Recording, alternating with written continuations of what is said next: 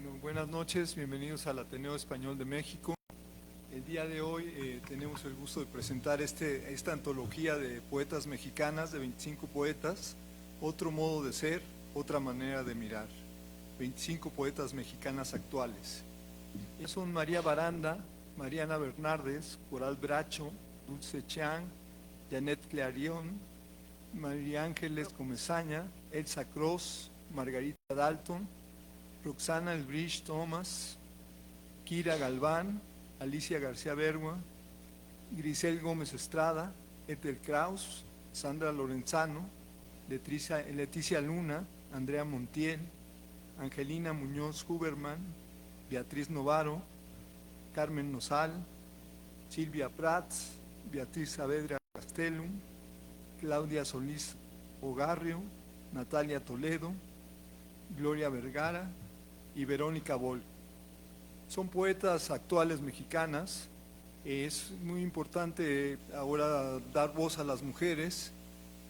Tradicionalmente, bueno, se ha recuperado las voces de mujeres que antaño escribieron poesía, que luego en las antologías no eran incluidas, por eso se nos hace muy importante darle difusión ahora a este tipo de antologías para que, bueno, las mujeres tomen la voz. En esta antología cada poema es un canto que desafía, cuestiona y reconstruye. Las poetas incluidas aquí han encontrado en el verso un modo de expresar sus propuestas estéticas, visibilizando la literatura escrita por mujeres y otorgándole el lugar que merece en un momento histórico en el que son protagonistas. Estas 25 poetas representan una diversidad de voces, estilos y perspectivas. Cada una a su manera aportan una fracción fundamental a este panorama de la literatura mexicana contemporánea. Sus obras comprenden una amplia gama de temas, desde la exploración de la identidad y la experiencia femenina hasta la crítica social y la celebración de la cultura mexicana. A través de sus versos, ellas nos incitan a reflexionar, a sentir y actuar. Esta primera presentación es una de 4 para difundir la poesía.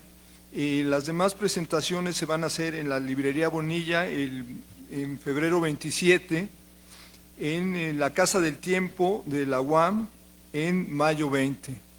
Y posteriormente se hará una presentación que todavía aún no tenemos fecha en la Casa del Poeta. Esto es para que también tengan voz todas las poetas que participan en esta antología, ¿no? Y bueno, nos acompañan el día de hoy Dulce Chiang. Ella es mexicana, es poeta, editora y gestora cultural. Ha publicado los poemarios Versa Perversa, Suculento Ser, Elixires del Embriaguez y Malabar, así como poesía en numerosas antologías y revistas literarias en México y Latinoamérica. Es editora web de El Golem, revista literaria. Es directora del Festival Internacional de Poesía Escrita por Mujeres, Vértice Violeta, que se realiza anualmente desde la Ciudad de México y que reúne a lo más destacado de la poesía femenina contemporánea. Asimismo, es coordinadora en la Ciudad de México del Festival Mundial Poesía Grito de Mujer. Recientemente dirigió el Centro de Creación Literaria Javier Villaurrutia de la Coordinación Nacional de Literatura del Instituto Nacional de Bellas Artes y Literatura en México. También nos acompaña Alicia García Bergua. Ella nació en la Ciudad de México, estudió la licenciatura en Filosofía de la Facultad de Filosofía y Letras de la UNAM, es poeta y ensayista, y ha trabajado también por poco más de 40 años como editora, traductora y en la escritura de textos de divulgación científica.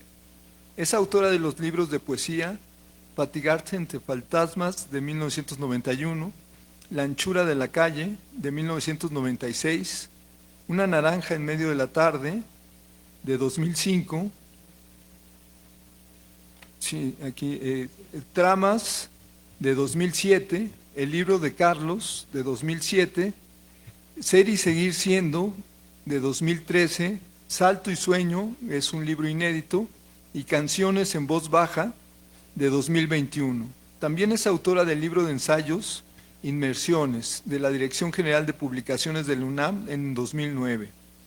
Próximamente saldrá también publicado el libro de ensayos La lucha con la zozobra, la libertad bajo palabra en los poetas Javier Villaurrutia, Gilberto Owen, Jorge Cuesta y Octavio Paz, por la Universidad de Nuevo León.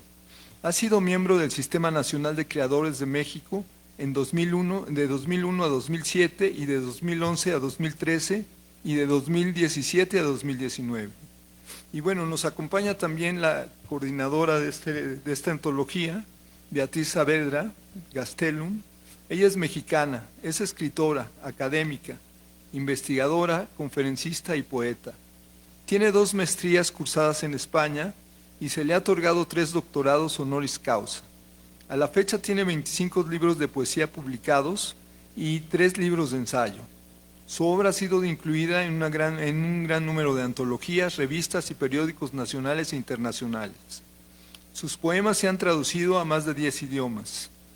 Ha recibido múltiples reconocimientos. Los más recientes son la medalla Pavlovich Korolev en Rusia en 2023, el Premio Internacional de Literatura Alejandra Pizarnik en España 2024, el Premio Il Canto di Dafne en Italia de 2024, el Premio en México de Periodismo Cultural en 2024 y el Premio Internacional de Literatura Erótica Anaïs Nin en España 2025. Es columnista del Diario de Madrid y del periódico El Capitalino en México y tiene en el IMER un programa de radio en Mujeres a la Tribuna. Dirige ciclos, conferencias y talleres en la Capilla Alfonsina del Imbal, en el Museo de la Mujer de la UNAM, en el Ateneo Español de México y en la Academia de Historia de la UNAM. Es presidenta de la Academia Nacional de Perspectiva de Género de la Legión de Honor Nacional de México y directora del Centro de Estudios de la Mujer y del Festival Internacional La Mujer en las Letras de la Academia Nacional de Historia y Geografía de la UNAM. Pues bienvenidas. Muchas gracias por la invitación. Sí, bueno, nos gustaría que nos pudieras platicar un poco cómo nace la idea de esta antología y cómo fue la selección de las poetas. Bueno, pues esta antología, evidentemente, como bien lo comentaste, surge de la obvia necesidad de dar pues más espacios a las mujeres, ¿no? Yo creo que toda la historia ha estado bastante sesgada y la mayoría de las antologías siempre participaban por ahí Rosario Castellanos, por ahí se colaba alguna otra poeta, Enriqueta Ochoa, pero actualmente ha habido un mayor número de antologías solamente de mujeres para conocer su obra. No nada más, esta es una antología de mujeres actuales, todas están vivas, pero pues también es importante buscar esas antologías para ir resarciendo todas las diferentes épocas en que las grandes escritoras no han tenido esa participación o ese reconocimiento. Entonces, bueno, con todo esto pensamos, Basilio Rodríguez, que es el editor y el director de Cial Pigmalión en España, me preguntó en alguna presentación, oye, ¿y hay buenas poetas mexicanas? Entonces, yo como soy muy nacionalista, ¿no? Le dije, bueno, por favor, ¿no? O sea, en México tenemos excelentes poetas, y me dijo, bueno, ¿por qué no reúnes, ¿no?, a algunas poetas? Y evidentemente 25 poetas, pues me quedan muchas grandes poetas fuera del libro. Ya estamos pensando hacer una segunda antología, porque pues todavía hay muchas voces que son excelentes poetas, ¿no? O sea, aquí tenemos hoy a Marisa Trejo, que además, bueno, es adoradísima, pero también es una de las grandes voces referentes de nuestro país. Estuve hace rato en Poesía en Voz de sus autoras con Cristina Rascón, que le digo, pues yo la voy a presentar como la reina del haiku, ¿no? O sea, y nos leyó unos haikus que te maravillas en realidad, ¿no? Entonces, y además para mí fue muy importante buscar estos grandes nombres, porque cuando te dan esta encomienda internacionalmente, no dices, bueno, voy a quién invito, ¿no? A mis amigas. No, yo dije, si nos van a conocer fuera de México, que realmente conozcan que en México existe un gran nivel de la poesía escrita por mujeres. Y así fue como las estuve buscando, algunas también no me mandaron sus textos a tiempo, entonces, ¿no? Pero yo creo que por todas estas razones vale la pena hacer un número 2 de antología de poetas mexicanas, que quizá el año que entra, porque este año publicamos Mezcal y Poesía con Cial Pigmalión, un libro que también coordiné, y bueno, que ya lo tendremos para el próximo mes. Entonces, bueno, pues yo creo que el segundo tomo de Otro modo de ser, otra manera de mirar, pues será para fines de año o el año que viene. Pero bueno, así es como surge. Yo que te quería preguntar, Dulce, ¿tú cómo ves que dirigiste el Centro de Creación Literaria? ¿Cómo es, las mujeres están interesadas en escribir poesía? ¿Hay una preparación? ¿Cómo vistes tú como parte de este centro que tienen actividades precisamente, talleres de poesía? Sí, mira, como parte del centro, pero también todavía anterior al centro ya había yo estado haciendo el Festival Brites y Violeta. Se hizo por primera vez en el 2019, cuando todavía no estaba este gran movimiento, o no estaba, digamos, por decirlo de una forma muy incorrecta, de moda, ¿no? A través del Golem, revista literaria, fuimos invitados por una incorporación en Estados Unidos a unirnos a un festival internacional que se llamaba Grito de Mujer, del cual sigo dirigiendo en Ciudad de México, y ahí vimos, ¿no?, que sí realmente era una necesidad el paliar este 80-20 en cuanto a producción poética, en cuanto a y no solo poética, ¿no?, en general literaria, en cuanto a editorialización del trabajo, y bueno, posteriormente, bien lo dices, como ya en la dirección del Centro Villaurrutia, digamos que ya había esa encomienda. Tenemos algunos años con ella, pero a nivel también personal como escritora te comento que cuando empezaron, era muy difícil entrar a estos, al gran movimiento de la literatura, y en cuanto empezó el apoyo a la literatura escrita por mujeres, al menos a nivel personal, sí sentí que se empezó a mover la gestión, se empezaron a mover las instituciones, se empezó a mover la academia y voltear a ver las temáticas de la mujer, pero además el tratamiento de la escritura de mujeres se abordó de una forma distinta, desde el respeto, diría yo, y desde la dignidad, porque en algún momento era así como, oh, qué temas tan triviales los temas de la mujer, los temas domésticos, ¿no?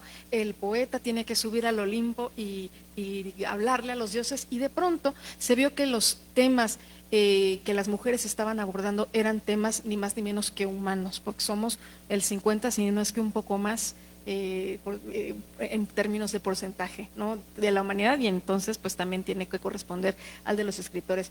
Sí, en los últimos años se ha dado un impulso y de pronto pareciera, ¿no?, y lo dice un poco tu introducción, es un tema en boga, pero es un tema que tiene en boga poco tiempo y que falta seguir, sostenerse, ¿no? Y no solamente sostenerse en cuanto a la formación, que eso pues sí está en pañales, sino en cuanto a los resultados y el tener poéticas y literaturas femeninas que ya son contundentes, pero que también estén mucho más diseminadas en la literatura universal. Yo sí veo un interés de las mujeres renovado en ser escritoras, y no solo escritoras, ¿no?, sino en hablar lenguas originarias, en presentarse desde su propia diversidad, y todo esto pues sí debido a que se han abierto los espacios para expresarse y para ser una misma, ¿no? Entonces sí creo que hay ese interés, y me parece también loable que se hayan pues sí subido a este barco del interés en las literaturas femeninas, las instituciones, la academia y la sociedad en general, ¿no? Pues también instituciones como estas, y pues en ese contexto no es que entra este libro de 25 poetas mexicanas actuales, y que sí estoy de acuerdo con Beatriz, ¿no? De pronto tenía un trabajo pues titánico, ¿no? Sacar solo 25 de los últimos años en que ha habido pues un boom de trabajo de mujeres haciendo gestión, haciendo activismo, pero sobre todo escribiendo y publicando. Está también el movimiento de mujeres editoras, ¿no? Mujeres que publican mujeres. Entonces pues es un gran paso. siento que también es muy importante que no solamente sea una publicación desde México para México, sino una publicación que rompe la frontera geográfica y que hace y que le da un foco desde la hispanidad, ¿no? Que al final también es lo que nos une como país, pero también al final como todo un entorno geográfico, ¿no? Latinoamericano, panhispánico, y que nos abre las puertas pues a otro, pues al continente europeo. Y bueno, creo que este tipo de antologías ya ha pasado, ¿no? En otras décadas, ¿por qué no unirse con otro modo de ser, otra manera de mirar a esta tradición de, pues sí, sobrepasar el espacio que nos ha sido dado y pues bueno, sí, hay interés y sobre todo hay recibimiento de editoriales, etcétera. Bueno, Alicia, pues, quería preguntar a ti que cómo has visto que ha venido dándose esos cambios en la difusión de la poesía y cómo es todo este mundo editorial con respecto a las poetas. Pues bueno, en mi caso, yo voy a decir algo que va un poco a contracorriente de lo que están diciendo, porque yo me formé como escritora con poetas hombres, con un grupo que somos escritores, que formamos durante años una tertulia, entre quienes estaba Antonio del Toro, que falleció, Fabio Morábito, pero también, o sea, somos muchas mujeres y hombres juntos, leyéndonos poemas, y he tenido muchísimos amigos, o sea, yo empecé a escribir junto a poetas hombres y nos leíamos muchísimo los poemas y había como que yo nunca sentí, o sea, mi actitud siempre fue que que mi universo personal no era ajeno al de ellos y que yo podía dialogar perfectamente con ellos, ¿no? Y entonces ahora me llama mucho la atención que nos hayan hecho como, que hayan construido una especie como de apartado. Yo sí entiendo que que había una gran cantidad de mujeres que no se atrevían a escribir poesía o a tener una voz propia o ni siquiera una voz pública, en fin, ¿no? Pero yo también siento que de taxonomizar la literatura y poner por un lado porque hubo también una época en que había literatura gay, ¿no? No sé si ustedes se acuerden, ¿no? De que a los escritores gays los ponían también en una especie de apartado.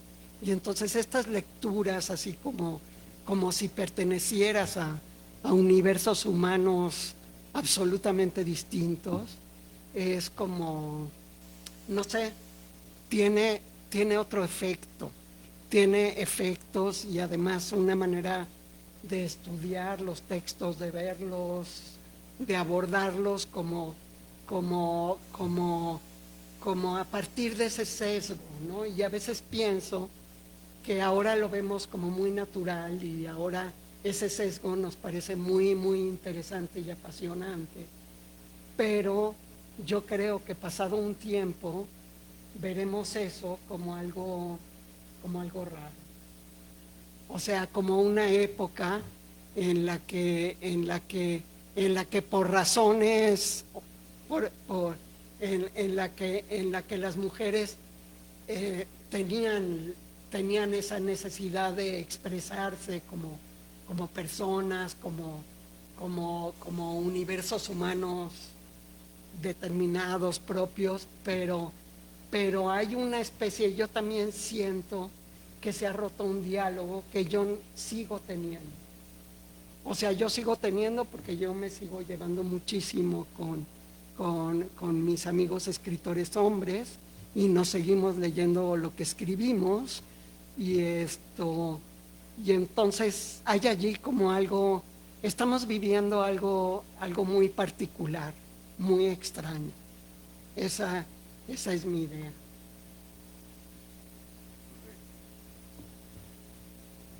Bueno, ¿quieres empezamos con la lectura de la poesía?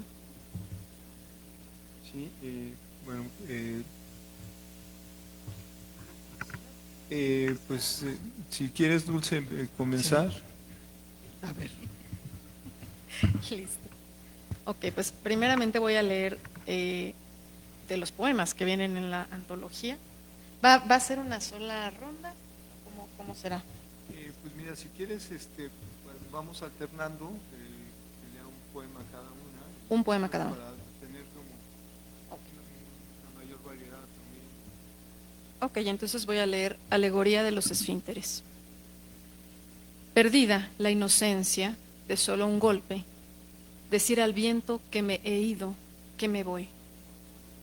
Soy yo la triste niña, la caída una noche de abril, y mis esfínteres dilatados claman libertad. Se desenrollan y se aprietan, se envuelven en una danza henchida de impactos, a empellones aprenden sobre el exterior, severas contusiones les enseñan de libertad, de apertura y división, de calambres extensivos. Soy yo la cosa abierta, la que no dice nada sabiéndola llevar, pero mis manos crispadas a gritos se afilan. Del todo nacen las partes, distendido el músculo revienta, flor que sangra, estrangulada de pétalos húmeda, penetrada, convulsa en la circunferencia. La inocencia perdida, desaguada, decir a todos que me he ido, que los esfínteres me llevan redimida y mártir, que me voy. Soy yo la que consuela, y si mayor es el daño, más profundo es el amor, y mis labios profanados buscan dedos sucios y basuras guardadas en la carne.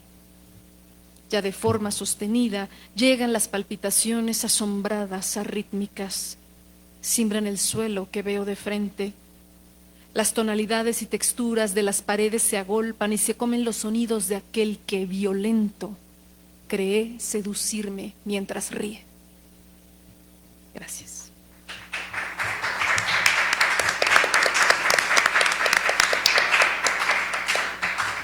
Alicia, si nos puedes leer algo, por favor. Ah, es mío, de la antología, sí.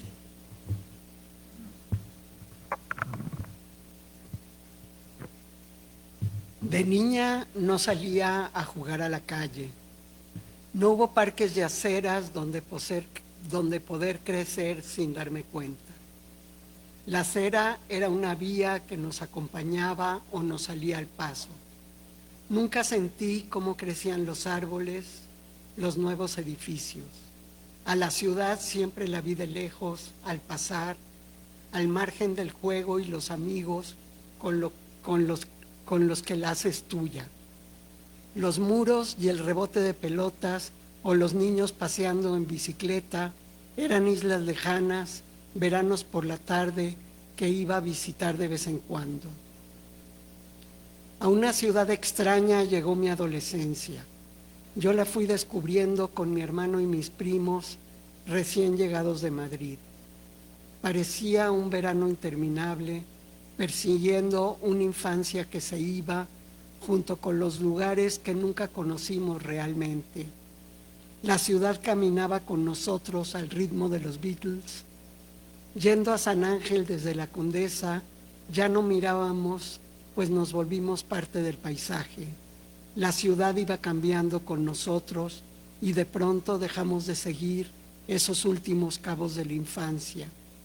Ya no nos importaban, fingíamos ser otros que la ciudad había dejado atrás desde hacía tiempo.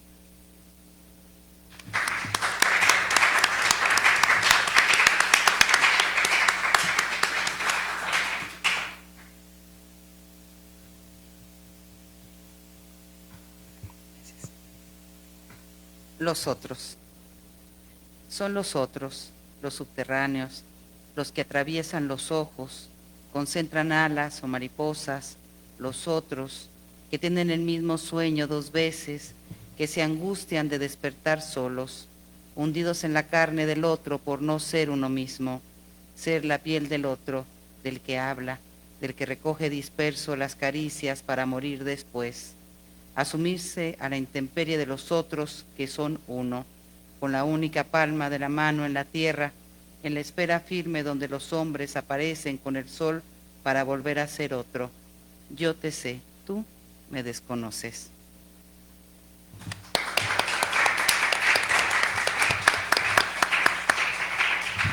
Pues Dulce, por favor.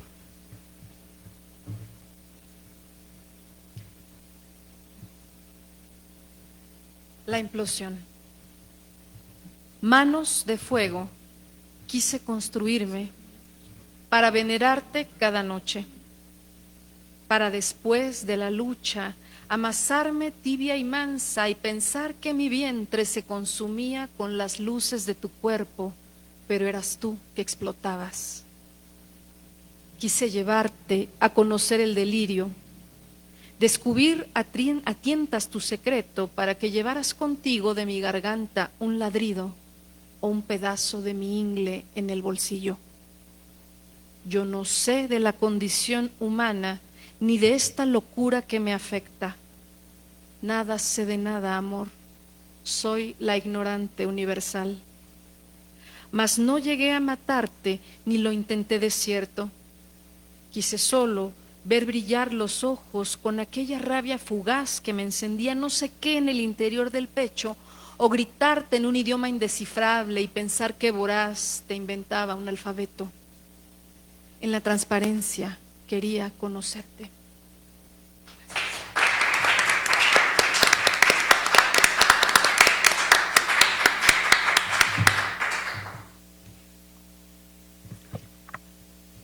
La niña gris. En esas noches tristes en las que se aparece aquella niña gris que fui junto a mi hermano, aquella niña silenciosa que no quería saber lo que sabía, me armo de un extraño coraje y cruzo hasta mi sombra de entonces, la que soñaba que sería alguien muy lejos de sus padres, una gran bailarina quizá, tan solo por vengarse. Me acomodo esa sombra que es ahora un gran molde vacío de ilusiones. Sobre ella se proyecta todo lo que sucede y no rescato nada. Nada es mío, nada que yo pueda guardar. Solo conservo esa mirada que nunca se distancia. Entonces los momentos son las ciudades nuevas donde puedo habitar. Detesto la nostalgia. Me agradan las costumbres que a lo largo del tiempo renuevan la presencia. Soy esa niña gris que barre su memoria.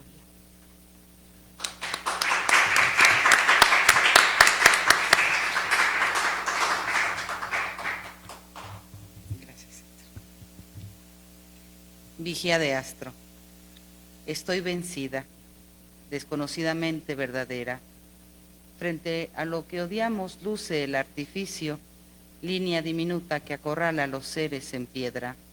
Vuelvo a lo divino, perpleja, al cosmos que nada sabe lo terrible del pensamiento. Antes de la pequeña metafísica, salgo al mundo y me voy.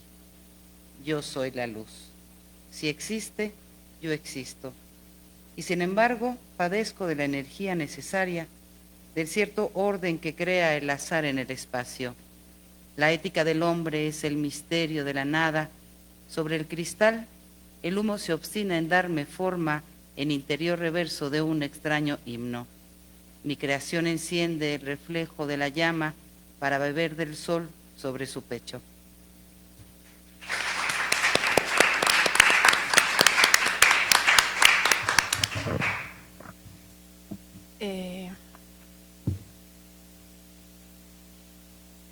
Incluí 3 cócteles, de los cuales voy a leer 2. Blue Lagoon, hielo picado, 30 mililitros de vodka, 30 mililitros de curazao azul, 120 mililitros de limonada y una rodaja de lima como decoración. Coloque en el parqué el hielo picado a modo de arena y escancie el vodka a modo de mar. Bajo el curazao a modo de cielo, corte el himen a modo de rodaja, llore limonada.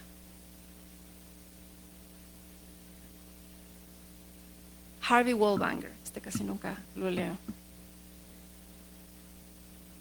60 mililitros de vodka, 120 mililitros de zumo de naranja, 30 mililitros de Galliano, una rodaja de naranja y cubos de hielo.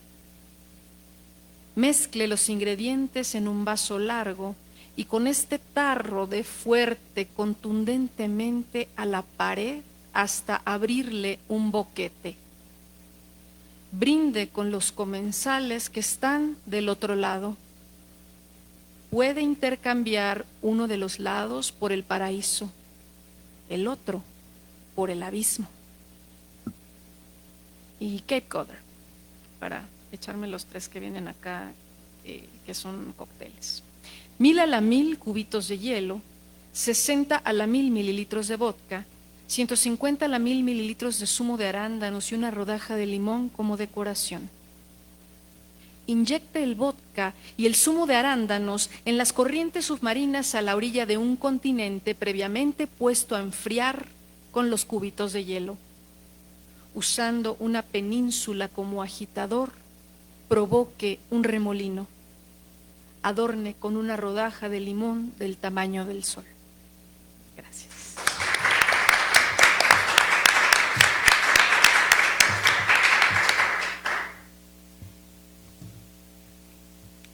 Mediterráneo. Tienen una labor entre las manos mientras escuchan uniendo los dos mundos. Uno de agua que fluye, de traqueteo de trastes y de agujas tocándose en silencio. Otro de humo y de voces, de tintineo de vasos y de copas. Sus manos se trasladan por los distintos rumbos de la casa. Conocen los rincones, el tacto de la tierra, el tacto de la tela, de la tierra y la masa. Andan con ligereza entre las otras manos, las siempre distraídas con vasos y cigarros que añaden a sus gestos caprichosas volutas, mientras construyen torres de palabras. Si ellos se callaran y ellas simplemente continuaran, las plantas de los patios morirían, a los guisos les faltaría el sazón que alimenta el elogio, se perderían olores, los vinos y el café ya no sabrían qué decir de los quesos. Si ellas abandonaran sus tareas, las torres en que ellos elevan pensamientos antes de las comidas para que se disuelvan en la siesta, se volverían solemnes, se forjarían de hierro y entonces tendrían que habitarlas.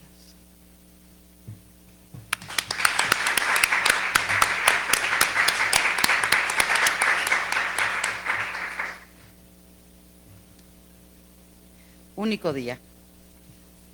Poder decir que uno importa, que la luz traspasa el puño endurecido, la lucha en la aridez o en el presagio. Decir que el invierno me sirve de locura, que el instinto terrestre me desploma por la rapidez del movimiento en que me cifro. Retengo aquí el único día sin que nadie me conforme el infinito, requiem a la bestia del olvido. Sangra la libertad dentro de mí, el ahogo que opaca el cielo de presencias. Todas las noches me enfrento al minotauro en el laberíntico horizonte del sueño y no lo venzo.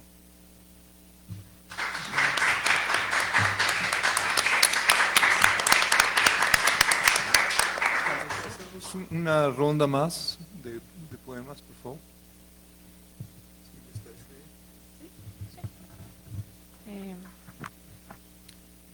Ciclo tercero de luna. La desnuda sueña. Duerme un pez girando en los anillos de Saturno. Ella gravita cerca del techo. Oscila el hilo de plata que la resguarda del interno vacío. Una granola incandescente a torrentes le baña los pechos intactos y orbitan sus extremidades rumbo al radiante. No se puede tocar a la desnuda. El sopor viscoso del cuarto en penumbra reza, solo onanismo permitido. Los dedos de la que duerme levitando transpiran un hedor a 3 ciclos de luna. La han llamado Virgen del Cosmos, la que flota junto al techo. Se llueve santísima y dormita la desnuda iluminada, milagrosa, florescente, poderosa y voladora.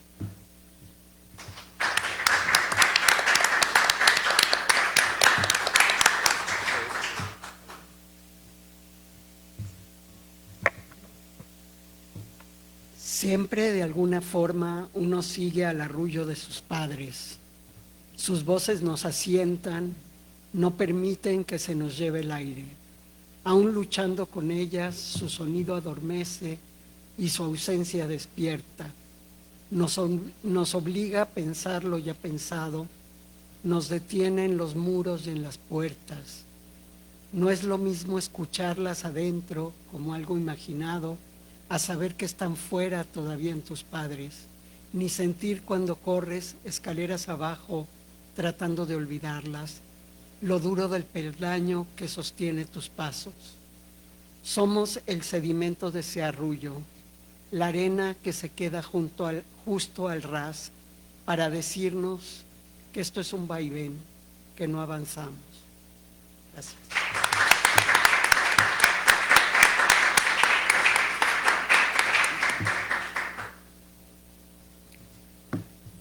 Cicuta de tiempo.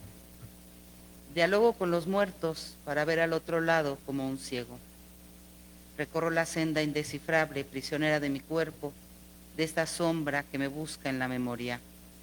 De algún modo dispongo mi esqueleto en el intrincado paso de imágenes y nombres, pero sueño también y me revelo en la desmesura del instante, en la cicuta del tiempo.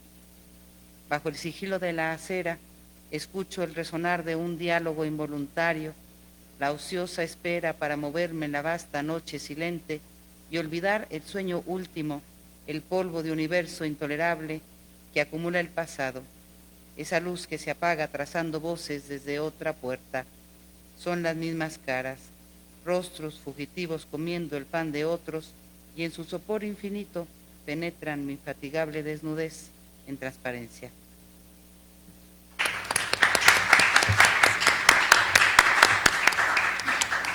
Bueno, pues gracias por compartirnos el contenido de este libro, pero veo que también traen otros libros, y si nos pueden compartir algún poema Sí, claro que sí. de los otros libros, nos gustaría mucho escucharlos.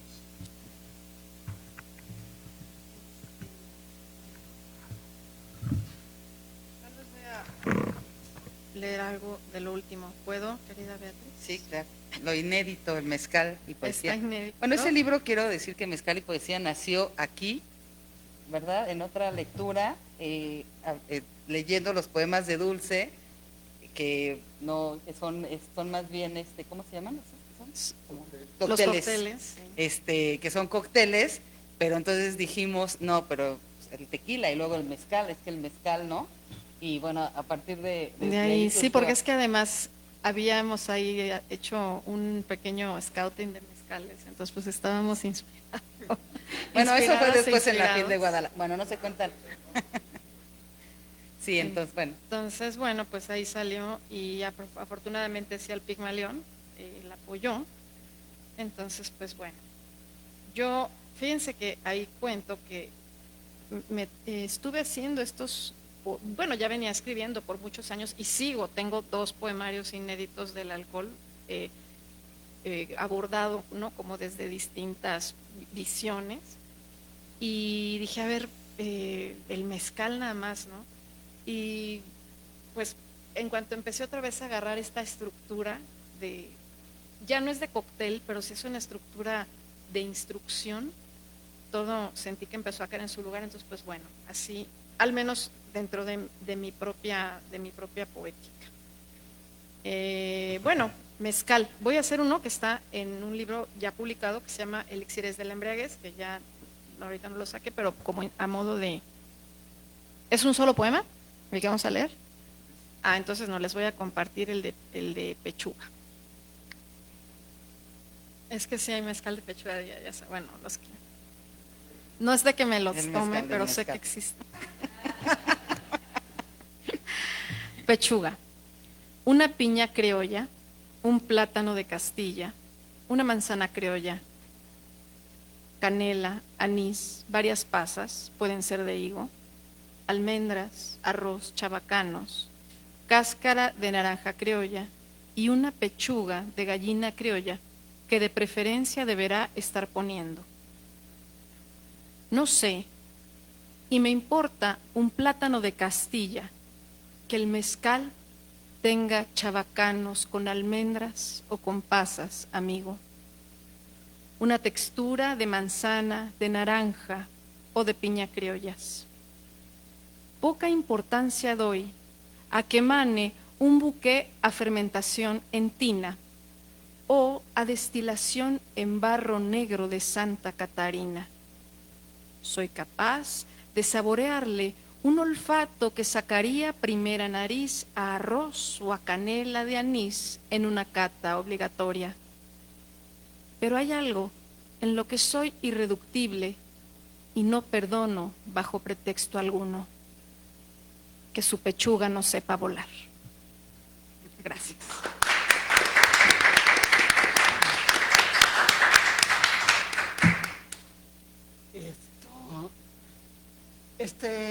Este es el último libro que tengo publicado, Canciones en voz baja, que en parte trata de esto, pues del hecho de que yo pertenezco a una familia del exilio español.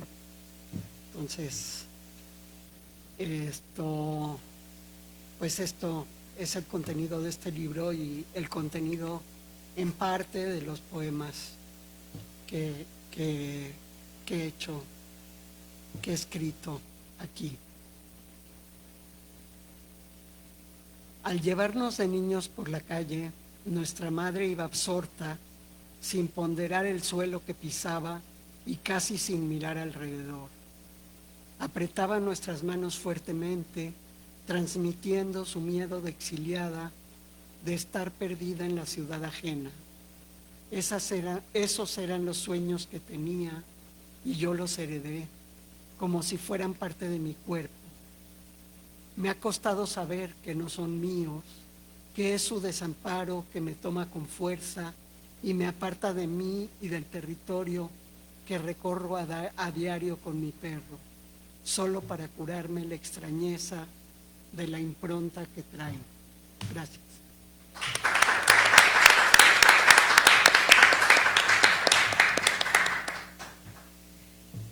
Bueno, voy a leer. Se me dio la página. Así. Bueno, voy a leer de Frente al acantilado otras voces. Bueno. Territorio de la ira. El tiempo mella la ira de los que han muerto. El largo territorio que vislumbra lo viviente detrás del enigma. El tropel del tiempo. Todas las cosas son sueño. Mueve el azar cada palabra que no se nombra. La criptografía parece abierta. Obviamos la veneración a la astucia, el papel blanco bajo la torpe mano del escriba que intenta explicar el universo.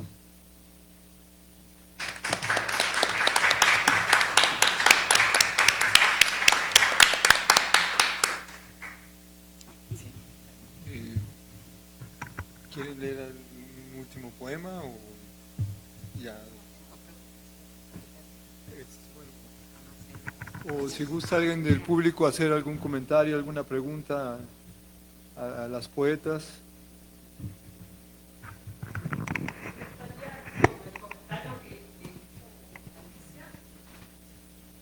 Con relación a que en tu época conviviste con muchas poetas, escritoras, entendí Muchos eso. poetas hombres. Hombres. Bueno, sí, porque yo quizá escuché mal. Dije, bueno, que me gustaría que hablaras quiénes eran esas escritoras, ¿no? Porque en realidad, por lo que sabemos es que había muchas mujeres que escribían, pero no se les daba mucha oportunidad. Yo recuerdo mismo, por ejemplo, en Chiapas, que yo vengo de Chiapas, empezamos a hacer eventos con mi hermana porque realmente nunca nos invitaban a los eventos. nosotros íbamos a los eventos y ellos sabían que escribíamos, pero habían 10 hombres en el presidium y ninguna mujer, Bueno, ¿no? eso es cierto. Bueno, yo te diría una cosa, o sea, nosotros no hacíamos eventos. Lo que pasa es que en mi caso particular, desde muy joven, por ser hija además de un intelectual, Emilio García Riera, pues vivía yo como en pues tenía relación con muchos otros intelectuales, por ejemplo, con Tomás Segovia, que era muy, muy amigo de mi papá, y que era papá de Francisco Segovia, que era muy amigo mío. Entonces, yo en realidad, no es que organizáramos eventos de poesía ni nada por el estilo, o sea, mi contacto con la poesía fue gracias a personas como Pancho. No, pues no me invitaban. Realmente yo en mi adolescencia o en mi juventud escuché mucho a Tomás leer su poesía, y después pues me relacioné muchísimo con Pancho y escribíamos. Y empecé a escribir y empecé a buscar amigos, poetas,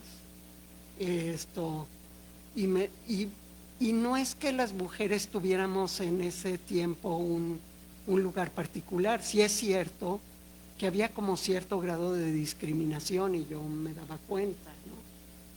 La poesía de las mujeres no se consideraba, se daba por hecho, ¿no? También con los del grupo de Vuelta y todo, de que las que verdaderamente escribían grandes poemas eran los hombres, ¿no? Pero no sé, en la relación que yo he tenido con los amigos poetas, ¿no? Como que yo siempre me planteé que yo era yo y tenía que escribir lo que escribía yo y lo que pensaba yo y en fin, y hablaba y tuve un diálogo con muchos de ellos que quizá muchas mujeres no tuvieron, pero esa es la realidad. Por ejemplo, hace poquito hubo un homenaje, yo participé en uno de los, bueno, en el proyecto fundador de la divulgación científica en México. La divulgación científica la fundó un físico, Luis Estrada, que ya murió, y fue mi maestro, y fue maestro también, por ejemplo, de otro poeta que es Carlos López Beltrán, que los dos somos como del mundo de la poesía y del mundo de la literatura, y hubo una especie como de homenaje a Luis que le hizo su hijo, y entonces yo me di cuenta de una cosa curiosa, de mi manera de ser, que probablemente a mí me ayudó siendo mujer a no tener inhibiciones. Porque en ese entonces también los que se consideraban que hacían la divulgación científica y que eran los que tenían las ideas principales y todo eran los hombres, ¿no? Pero estaba allí uno de los físicos que era también, que tenía el impulso de escribir y que me ayudó mucho a trabajar, a aprender a editar materiales de ciencia y hacer como una especie de trabajo literario. Pero yo allí me di cuenta que yo, por ser hija de una familia de intelectuales y porque mi papá no nos hizo, ni a mi hermana ni a mí, sentir que éramos distintas, como que mi actitud, y yo me di cuenta ahora que vi el homenaje, mi actitud siempre fue como muy de igualdad, ¿no? De pretender dialogar con todas esas personas, ¿no?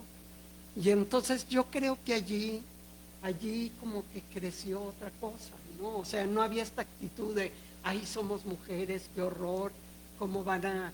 No, al contrario, yo tenía mucho interés de, por ejemplo, y siempre lo he tenido, de que lean lo que yo escribo, hombres y mujeres, y me digan lo que opinan, ¿no?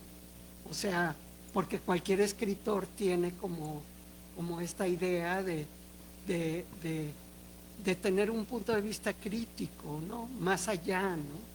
O sea, es una formación de la madurez del escritor y de la escritora independientemente del sexo, ¿no? Y yo siempre sentí eso, que quizá nosotras estuvimos en un ambiente privilegiado que en otros lugares no había esa, pero era un ambiente privilegiado en el que había que luchar, en el que había que batallar también con los hombres para darte tu lugar y para que te leyeran como si fueran ellos mismos, ¿no? O sea, y con una actitud y eso yo siempre, o sea, para mí ha sido fundamental en esta vida, ¿no? O sea, ahora no siento solidaridad con las mujeres, o sea, me interesan sus causas y todo, pero ante todo siempre me ha interesado la literatura, sea de hombres o de mujeres, o sea, no me importa, ¿no? O sea, porque creo que allí que tenemos que cultivar un terreno común y mantener un diálogo. Eso yo creo que es importantísimo, ¿no? Bueno, pensaba en Inés Arredondo, que decía, yo quiero ser mejor cuentista.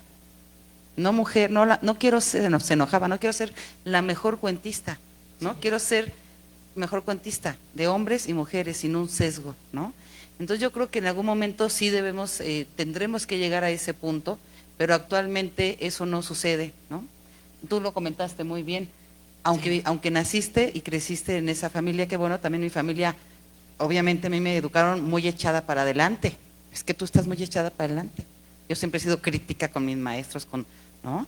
Hombres y mujeres iguales, pero eso es dentro de casa. Pero como tú lo comentaste bien, ya a la hora de la hora sí he tenido que luchar para que me lean como un escritor, ¿no? Sin género, esta es mi letra, la letra no tiene aquí faldas. Entonces, yo creo que sí todavía es un camino, en algún punto a mí me encantaría, exacto, ¿no? Pues hacer como la antología de mezcal, que esas participan mujeres y hombres, ¿no? Y cada vez pues ir abriendo brecha, pero actualmente las mesas sigue habiendo más hombres que mujeres. Estaba el secretario de Cultura el año pasado, ¿no? Hace unos meses, y había 6 hombres en la mesa, y el secretario de Cultura dijo, la equidad de género ya es una realidad en el Colmex. Y yo lo estaba viendo en Facebook y dije, ¿perdón? ¿No? Entonces yo sí, nunca soy así, como dicen esas mujeres, que mi lucha es diferente, pero sí escribí, qué bueno, señor secretario, que ya existe, es una realidad la equidad de género, habiendo 6 hombres en la mesa. Entonces yo creo que es una realidad que vemos todos los días. Y como comentaba, ¿no? También a mí a veces cuando no te invitan, pues yo organizo, ¿no? Entonces sí es ir abriendo, es mucho de mi labor, ¿no? También el Festival de la Mujer en las Letras.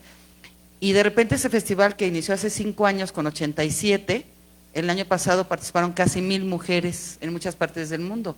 Entonces no es como, ay, cuánto trabajo ha hecho Beatriz, es que somos mujeres trabajando por mujeres, es que las mujeres, es evidente que en el mundo, no es en México, ¿no? En el mundo tenemos las mujeres necesidad de decir algo. Y entonces, ¿y de qué hablan las mujeres? ¿Cuáles son los temas de las mujeres? Ese es un sesgo que a mí también me molesta. Pues es lo mismo que los hombres. ¿De qué vamos a hablar? Del tiempo, de la muerte, del amor, ¿no? Entonces, bueno, pues nada más eso. Pero sí te doy ese punto de que ojalá, digo yo que comentaste que soy la presidenta de la Academia de Perspectiva de Género, que vamos a eso, a la igualdad, a la equidad. pero pues estamos en un camino todavía, ¿no? Yo pienso. Pero no puede ser, o sea, tiene que ser como algo natural. Tenemos que llegar a eso. O sea, no se pueden imponer cuotas. O sea, sigue habiendo la idea de que debe haber cuotas, ¿no? Y entonces se ha hecho como una cosa de corrección política, de bueno, pero bueno, hay muchas áreas en las que no podrían, sería horrible que impusieran cuotas y entonces dijeran, bueno, que los mejores médicos o físicos, o sea, gente que hace algo peligroso y que implica cierta responsabilidad, que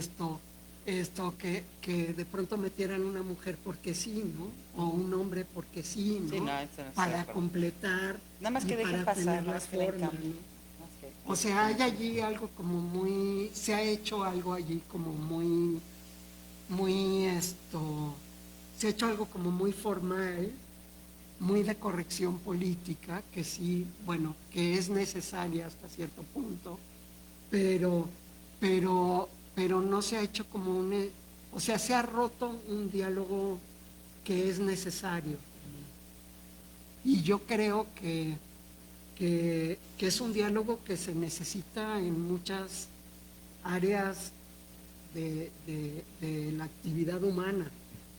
O sea, yo creo que, no sé, algo le va a pasar a la especie si seguimos tan divididos también, ¿no? Es un tema muy complejo.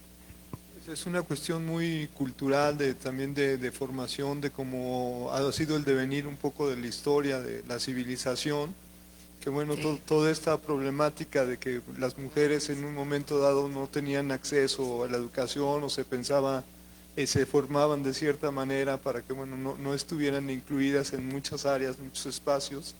Eso se está poco a poco rompiendo y se ha venido transformando, pero bueno, también falta tiempo en algunas áreas incluso se ha superado esa 50-50, porque bueno, hay mujeres que destacan más y sí, a veces puede sonar pues complicado eso de la equidad de género así, porque sí, ¿no? También debe haber una formación y un interés y pues bueno, cada vez se tiene que ir normalizando más y siendo también natural la forma de la convivencia. Eso.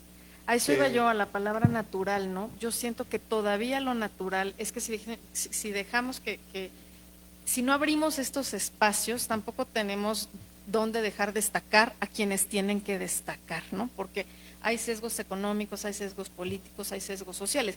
Y si nos vamos nada más por el camino natural, entonces lo más seguro es que nos regresaríamos pues a la casa, a no esforzarnos por ocupar esos espacios que se están abriendo, ¿no? Y sí estoy de acuerdo que al final tenemos que ser incluidos porque somos buenas o buenos y no porque seamos mujeres o hombres, pero hay que tener los espacios para poder destacar. Ahora hay que defender esos espacios. Exacto. Por ejemplo, en Estados Unidos, porque está Trump y entonces los espacios que han abierto los homosexuales y las propias mujeres, pues pueden tronar, ¿no? Estaba viendo en la revista, creo que en la revista Este País, salió un artículo muy bueno sobre cómo el trumpismo era una especie como de gran revancha masculina, ¿no? Contra la diversidad, ¿no? Contra las mujeres, por supuesto, y contra la diversidad sexual, ¿no? Y entonces, claro que allí también con esto de la diversidad sexual y la corrección política en Estados Unidos se han cometido también muchos excesos en la academia y en todos lados, pero un fenómeno como el de Trump y el fenómeno de las derechas estas que han considerado, que ya consideran que solo debe haber familias heterosexuales y en fin, ¿no?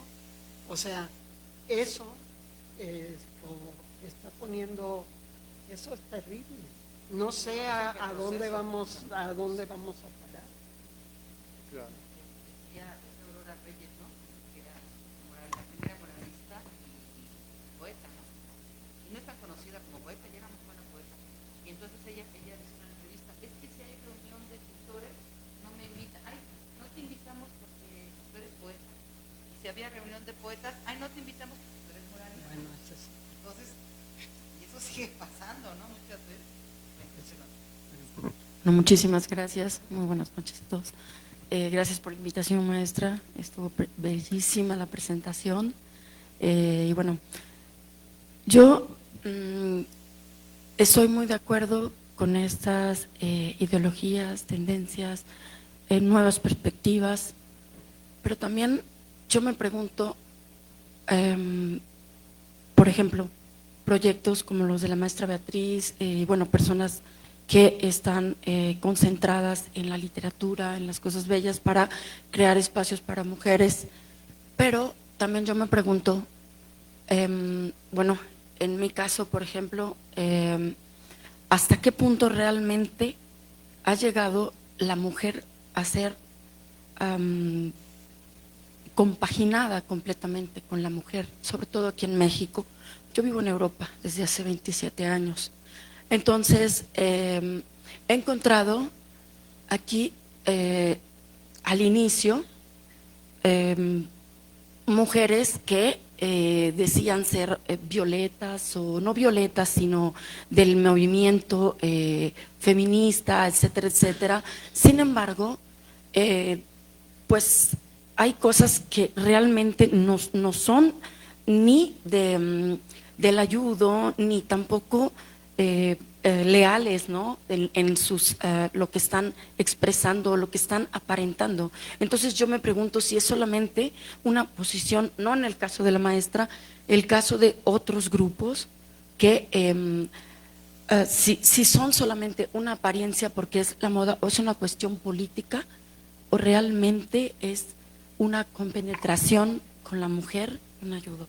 Por ejemplo, en el caso le digo, esto es maravilloso, lo que hacen la maestra, lo que hacen personas muy profesionales y muy compaginadas con los aspectos objetivos. Entonces, no hay esas competiciones o esas maneras, esas actitudes tan, pues que no concuerdan con eso que manifiestan realmente. Gracias. Pues yo creo que es muy complejo, ¿no? Porque yo creo que, bueno, las mujeres se relacionan también, o sea, como todos los seres humanos, todas las relaciones tienen aspectos distintos, aspectos políticos, tienen conflictos humanos, tienen competencia, en fin, o sea, las mujeres por formar un bloque no están excluidas de eso, ¿no? Pensaba también hace un momento en Griselda Álvarez, ¿no? Ella fue la primera gobernadora, pero no hubo otra mujer gobernadora en 30 años, ¿no? Entonces, ella en algún momento, cuando apenas estaba con la candidatura, y le empezaron a tirar, y entonces le dijeron, si me tiran es porque puedo, ¿no? Entonces se aferró, luchó, y bueno, fue la primera gobernadora, que como tú sabes yo tengo uno de mis libros de ensayo, es Anatomía del erotismo en Griselda Álvarez, que a sus más de 60 años escribió este libro Erótica, ¿no? Hablando de su muso, como le decía ella. Entonces, yo creo que en tu pregunta todo es cierto. Habemos mujeres que estamos realmente trabajando, no luchando, no, trabajando por hacer unión con mujeres dentro y fuera de los foros, porque también personalmente yo creo que es sembrar la semilla, ¿no? Con todas las mujeres, pero también claro que es una causa política, ¿no? Hay que inmediatamente usa a las mujeres y entonces gana votos. Y hay mujeres, hay muchos intereses, como ahorita todo el trumpismo, como bien dice Alicia, Entonces, bueno, pues son movimientos, siempre ha sido así. Escojas, es muy complejo y yo creo que no, tendremos que hacer un foro en la ONU, podemos ir, ¿no? Vamos, y bueno, pues ahora hablan de la minimización, luego de la invisibilidad de las mujeres, y ahora viene el borramiento de las mujeres, es otro gran tema que está pasando. Entonces, claro, todo el mundo empieza con el borramiento de las mujeres, ya hay tendencias, ya hay opiniones, y así van a ir surgiendo, ¿no? Al final de cuentas, yo creo que mujeres y hombres debemos ayudarnos, apoyarnos, ¿no? Que pues a veces es cierto, ¿no? Tanto trabajo político sobre las mujeres y en algún momento los hombres van a decir, oigan, ¿no? Hay que hacer antologías de puros hombres y vamos a brincar. Y yo sí brincaría, ¿no? Pero es cierto, ¿no? Pues como las que había desde 1990 para atrás, ¿eh? Sí, pero sí hay un tema. Ya, ¿no? ya había. Pero sí hay antologías de sí hay puros un hombres. tema ahí. Entonces yo creo que estamos ahorita todavía en un camino a río revuelto y las cosas pues tendrán que irse dando poco a poco, ¿no? Irse dando solas. Lo importante es que finalmente si suben a una mujer, o sea, lograr que suban a una mujer a la mesa. Yo fundé la Red Nacional de Mujeres Alfonsinas y en la Capilla Alfonsina también ando haciendo muchas cosas de mujeres, que soy muy inquieta. Y porque yo iba y había 3 hombres, 5 hombres, 3 hombres, una mujer, ¿no? De repente, y en algún momento dije, ¿y no habrá hombres que estudien la obra de Alfonso Reyes? ¿No? Y entonces empecé a buscar, hice el coloquio Alfonso Reyes y las mujeres de su tiempo y participaron puras mujeres. Y ahora en la Red Nacional de Mujeres Alfonsinas tengo más de 100 y tantas mujeres en el mundo que son estudiosas, que su doctorado lo hicieron de la obra de Alfonso Reyes, pero no las conocíamos. No, entonces ahora es traerlas, que nos traigan su conocimiento, todo su intelecto, porque nos están enseñando de Alfonso Reyes. Entonces, bueno, ahorita estamos en eso, conozcamos a estas grandes mujeres, estas voces poéticas en el mundo, y a partir de ahí, bueno, que las aguas vayan tomando su nivel, ¿no? Oye, Beatriz, y yo un poquito más allá de esto que mencionas, en el Golem muchas veces la pueden consultar, www.revistadegolem.com. Pues es una revista que tenemos, bueno, se hizo en físico a partir del 2008, pero del 2018 la pasamos a formato electrónico. Y sí, aprendiendo, ¿no?, de esto, de buscar una equidad, nos cuesta mucho trabajo, ahora que esas mujeres estudiando Alfonso Reyes, pero nos cuesta también mucho trabajo, sobre todo en la parte del ensayo, que siento que también es como un paso más allá de la creación, porque no es nada más decir mi creación, mi inspiración, por decirlo de esa forma, y mis letras, sino estudiar al otro, o en este caso a la otra. Nos cuesta trabajo encontrar ensayos de mujeres que escriban sobre mujeres o de hombres que escriban sobre mujeres, digamos, sí los hay, pero generalmente pues son escritoras muy recurrentes, ¿no? Pero entonces a esto voy, ¿no? Hace falta todavía trabajo y difusión, ¿no? Entonces eso pues ahí lo pongo porque me parece un momento interesante para ponerlo sobre la mesa, ¿no? Bueno, yo creo que mi libro La lucha con la zozobra, que está en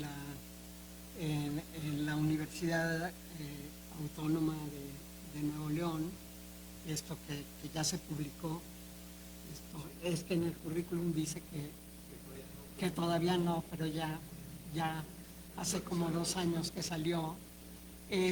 A mí me ha interesado mucho la libertad poética de los hombres. Yo hablo de la libertad, hablo de Alfonso Reyes, hablo de los contemporáneos y hablo de la libertad poética de Octavio Paz en relación con ellos, ¿no?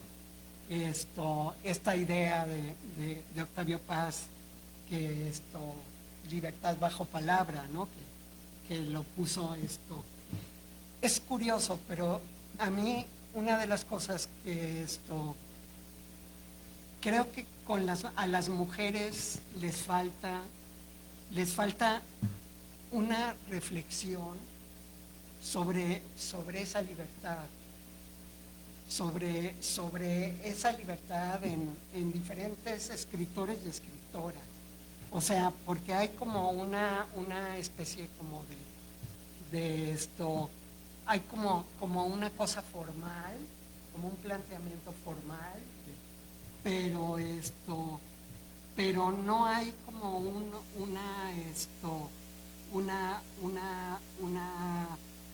una exploración de que sí se ha hecho, ¿no? Por ejemplo, todos los que piensan en Proust, en Baudelaire, en el nacimiento de la poesía como la escribimos ahora, de la poesía moderna. Esta idea del flaner, ¿no? Es Baudelaire, ¿no?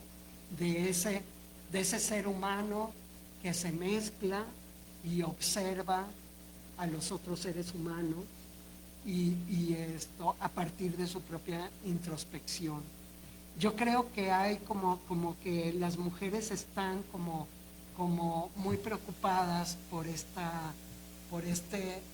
qué lugar están ocupando en el escenario y no hay y siento a veces que no hay como una búsqueda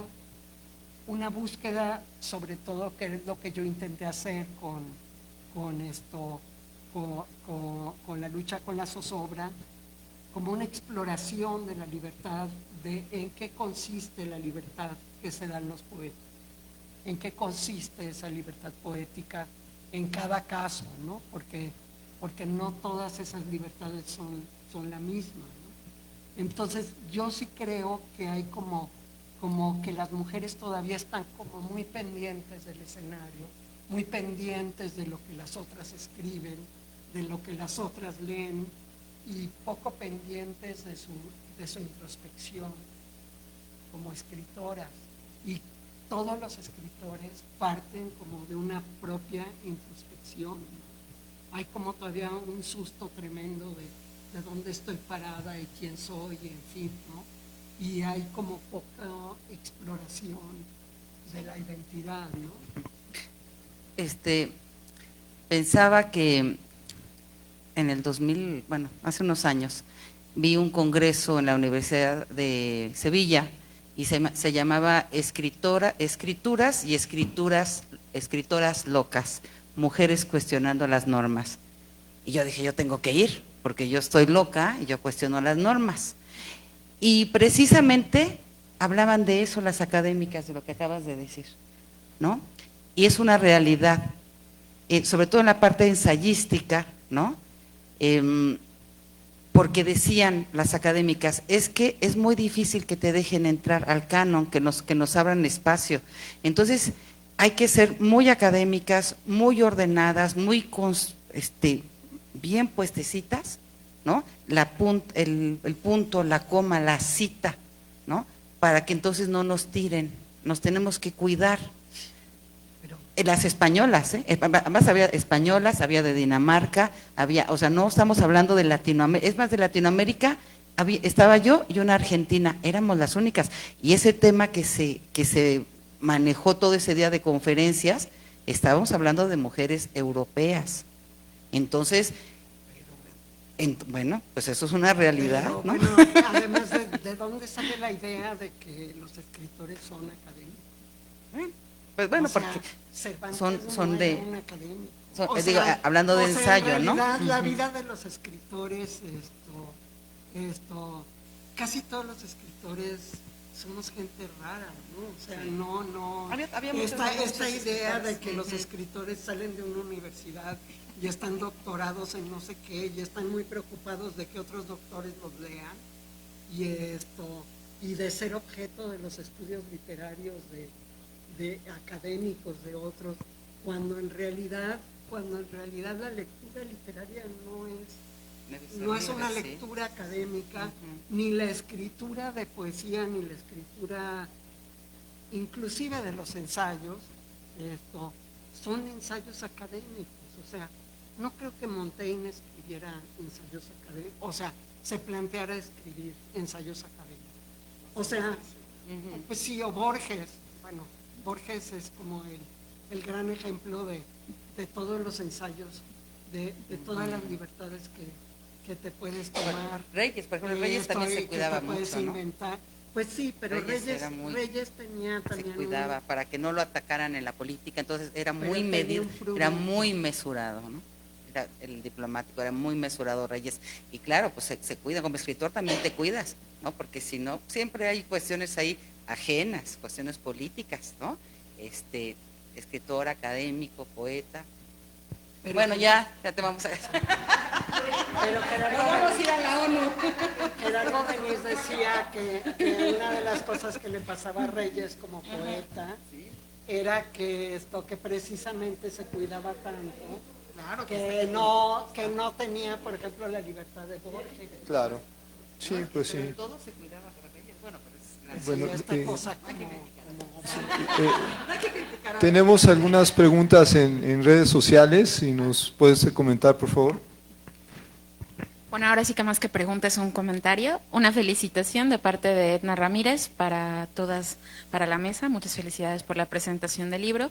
Qué mejor manera de cerrar, ¿no? Que con muy merecido felicidades y pues a pasar a la etapa bonita. Bueno, pues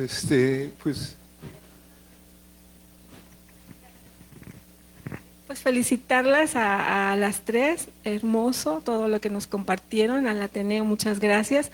Y quisiera hacerles una pregunta, a lo mejor breve a cada una, si nos pudieran contar un poquito del germen en la creación de sus poemas, cómo es que crean un poema. Gracias.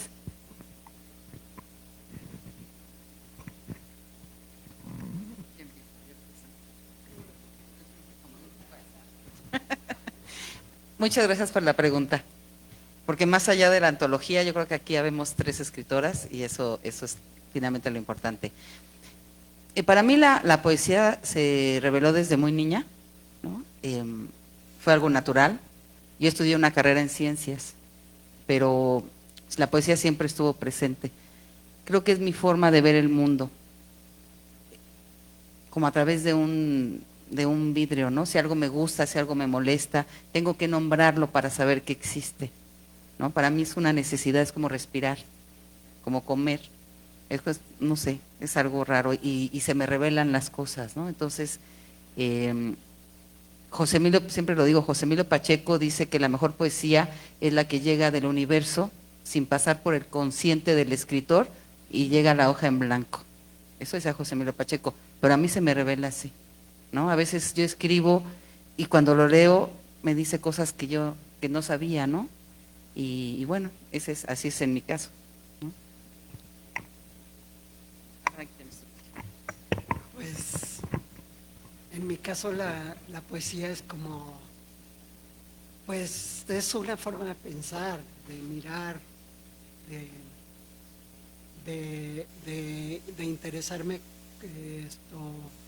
una manera de reflexionar sobre el mundo. O sea, yo realmente al principio no sabía que quería escribir poesía hasta que me di cuenta que lo que pensaba, que si ponía lo que pensaba escribiendo, claro, todo eso tiene como el asunto de que uno sí tiene que perfeccionar, que trabajar mucho lo que escribe, que eso es obvio. O sea, los poemas no son cuestiones tan espontáneas, ¿no? Pero los poemas nacen de pensar, ¿no? De mirar, de interesarte en lo que eres y en lo que son los otros, ¿no?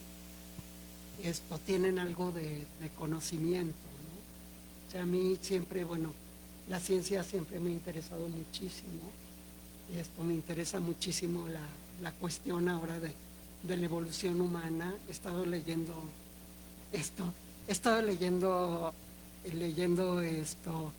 unos libros muy chistosos que les recomiendo mucho, de un paleoantropólogo español que es el que dirige el proyecto de Atapuerca, que se llama Juan Luis Arzuaga, que escribe con un escritor que se llama Juan José Millás. Y son unos libros, son 3 libros, que es como es que no me acuerdo bien del título, pero dice, los encuentran en YouTube, que dice que es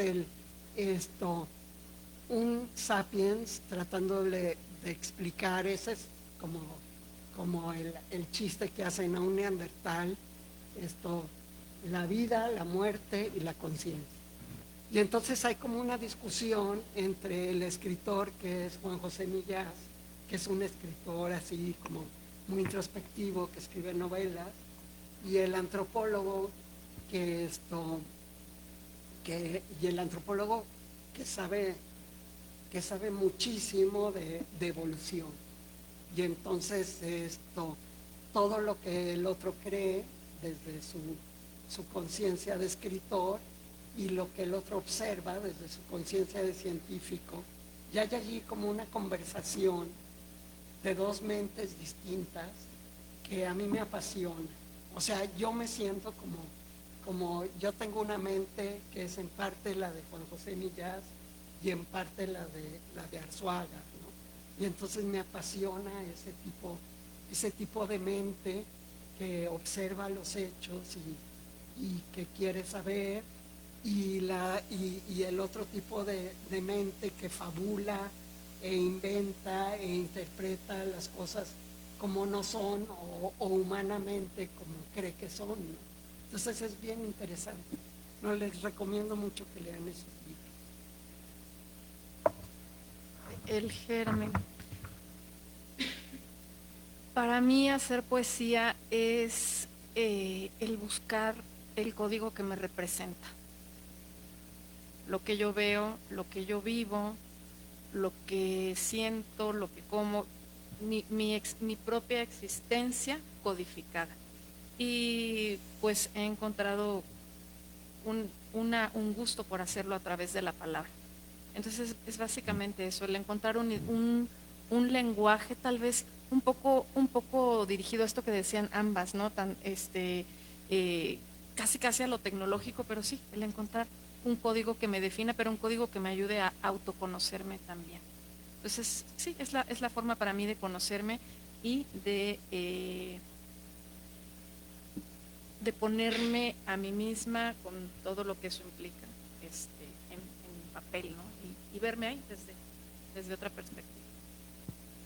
Bueno, pues les agradecemos muchísimo su participación, fue una noche muy agradable de poesía, y sobre todo que mañana, bueno, es el Día Mundial de la Poesía, y bueno, los invitamos a que conozcan este libro más de toda la poesía que contiene, y pues les agradecemos muchísimo a Alicia, les queremos dar un reconocimiento de su participación. A Dulce. Gracias. Y a Beatriz. Les agradecemos mucho su presencia y los invitamos a que nos sigan en nuestros eventos en redes sociales.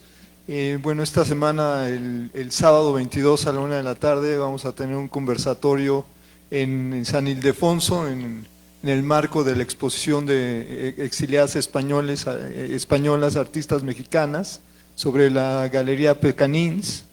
La siguiente semana, el próximo jueves, tendremos aquí una película muy interesante que es Mujeres Olvidadas, que son historias de mujeres que no pudieron salir de España después de la guerra y se quedaron víctimas del franquismo, de historias muy interesantes.